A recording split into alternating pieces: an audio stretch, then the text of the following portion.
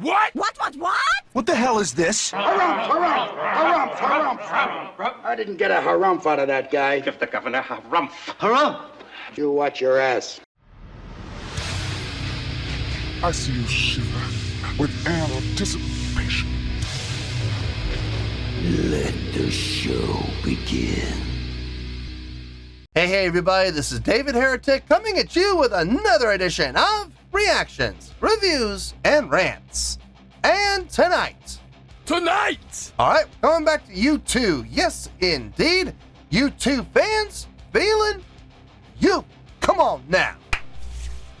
Here we go. Before we go any further, for those of you who are feeling inclined to doing all of the clicks and the likes and the bibbity-bobbity-bop, do me a favor. Before you do all that stuff, please watch the whole video first, okay? Give me a chance to actually earn those clicks and likes. Now, after the video's done, if you still feel like doing all those clicks and likes, then by all means, feel free to click away. This comes as a request from Steve Smith, and this is actually one of Steve's 3 prioritized requests for the month of September for being a gold tier member on the Patreon page. So, here you go, Steve. Hope you enjoy the show. Steve wanted to see me react to this song by U2 called The Unforgettable Fire. Ow! My biscuits are burning! Fire in the hatch! Oh, eat green hornitoads! That's smart! Now, have I heard this song before? No, I have not. To the best of my knowledge, this does not resonate with me in any way, shape, or form. However, there's always a possibility I may have heard the song in passing and I just don't realize it. So as always, if I start listening to the song and I suddenly go, oh, wait a second, I recognize this song, I'll let you know. That's the truth. You know me, I'm going to be honest with you guys. Let's see, this was posted by Dolan C1234, okay? And the video has 357,000 views. It'll get you there. Other than that, there's really nothing else left to say. Link to the original video will be down below in the video description for your viewing pleasure at your leisure. Let's get started. What do you say? Are you ready? Are you ready? Because here we go. All right, here we go. U2, The Unforgettable Fire, Paris, 1987, live. Do it live! We're going back to 87 with this one. All right. All right, let's do this. All right, boy, let's do this.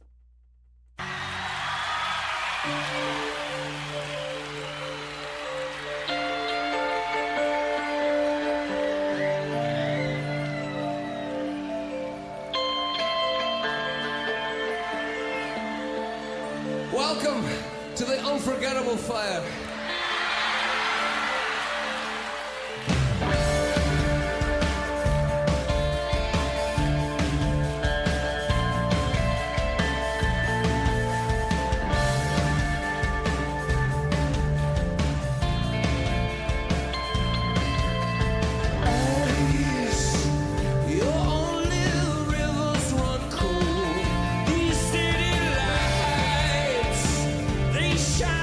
Silver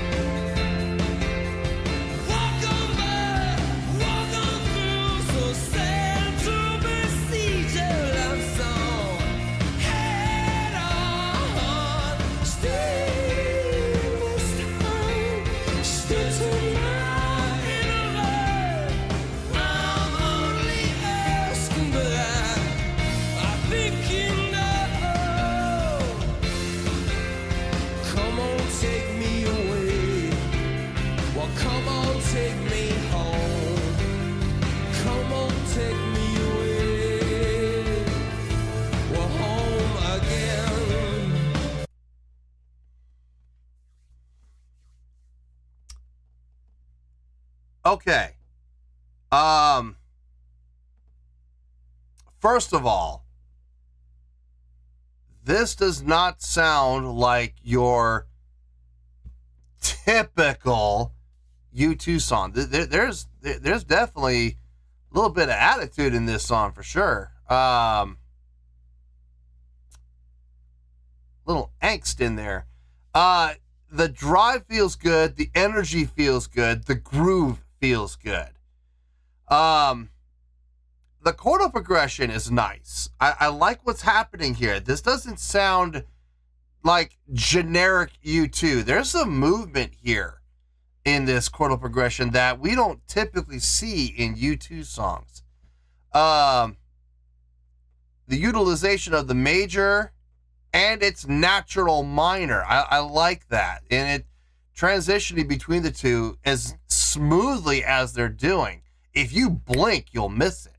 It's that smooth. Ascending and descending lines. Ascending and descending chordal progressions going against each other, yet at the same time working in tandem with each other, which is nice.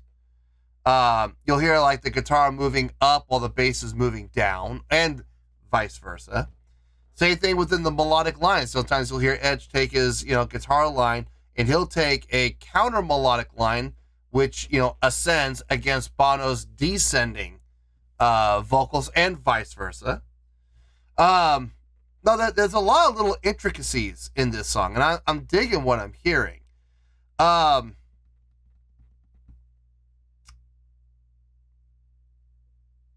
I was going to mention something else, and maybe not. Maybe, now that I think about it, it's not really worth mentioning. Let's get back into this. Home again.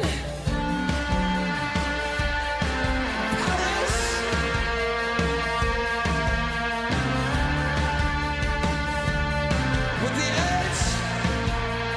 Wait. It is an Evo. Dang it.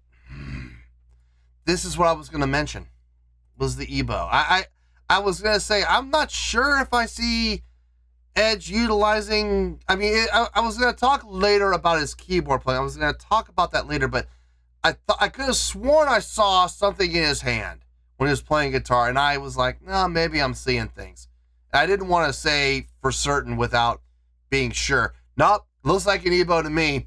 So he's utilizing an Evo and picking at the same time.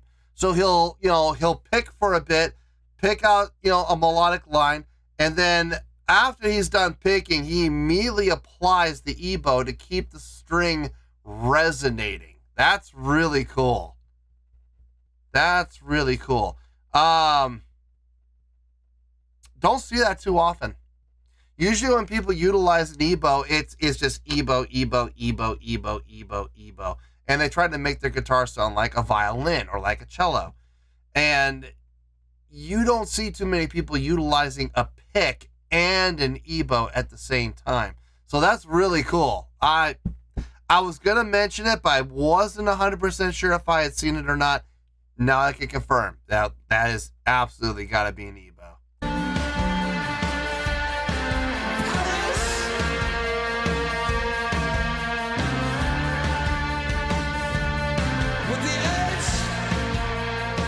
See, now it's utilizing strictly Evo. No picking.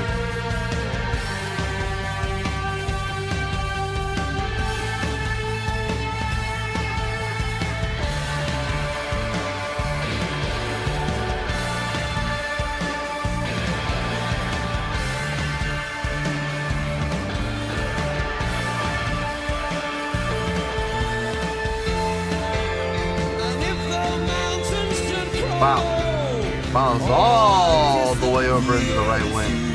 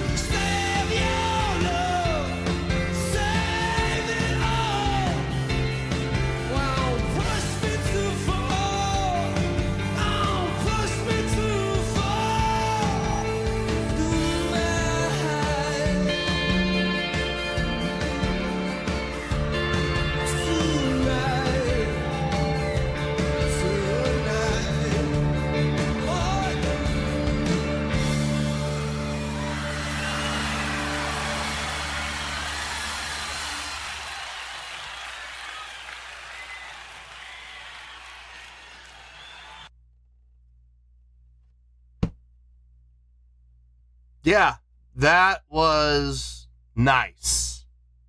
That was nice. Better than the last song I heard. I just did better. It was New York. I gotta say, between this song and New York, I like this song better. I absolutely do. There's way more happening in there. Let me get my thoughts together. I'll see you in the review, and we'll talk about it. Well, there you go, folks. That was U2 with The Unforgettable Fire. This was a request from Steve Smith, and this was actually one of Steve's 3 prioritized requests for the month of September for being a gold tier member on the Patreon page. So, there you go, Steve. Hope you enjoyed the show. Okay, let's just get to it. Let's get to it, and then I'll say everything I need to say. On a scale of 1 to 10, I'm going to give that an 8.1. Yep, 8.1. I feel good about that score. Let me tell you why. Why? Okay, first things first, an 8.1. What does that mean? Well, an 8.1 would translate to a great skill rating because overall, I think this was a great presentation. It would also get 4 to 5 stars and an A- letter grade. So there you go. An 8.1, great skill rating, 4 to 5 stars, and an A- letter grade. Now, how did I come up with that score? So glad you asked. Compared to the last reaction I did to U2, which was yesterday, with a song called New York, I'm sorry, this song blows that song completely out of the water. There's just so much more happening within the song, mostly within the movement, and in particular in the movement within instrumentation, both with each other and against each other. But even when going against each other, they're still conducive to each other, which is not easy to do. What I mean by that is you had times where Edge's guitar playing was moving up while Adam's bass playing was moving down, or Bono's vocals were moving up while Edge's guitar playing was moving down.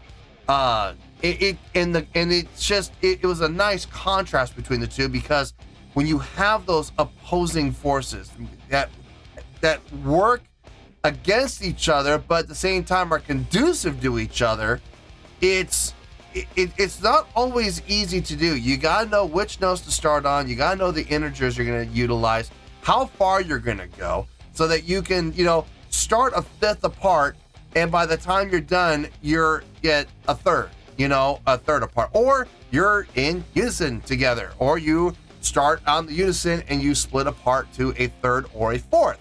It's not always easy to do, because you gotta be thinking about both instruments playing what they're gonna play in the context of what's happening within the chordal progression of the song, and it doesn't always work out. Sometimes it does leave you scratching your head going, what in the world were they doing? Never the case here. Everything sounded nice. Everything sounded conducive. Everything sounded like it belonged. Everything fit like a glove. It was really nice to hear. On top of that, the energy and the drive of the song, the feel of the song, very well done. I know there's other U2 songs that have a similar vibe to this, but they don't sound exactly like this. A stark contrast to that song that I just did, New York, where you heard that song and I'm like, there's like 2 or 3 others, or more than that. There's like 4 or 5 songs from U2 that I've heard that sound exactly like this. That wasn't the case here. There are like 2 or 3 songs I've heard from U2 that sound similar, but they don't sound exactly like it. There's some pretty significant differences.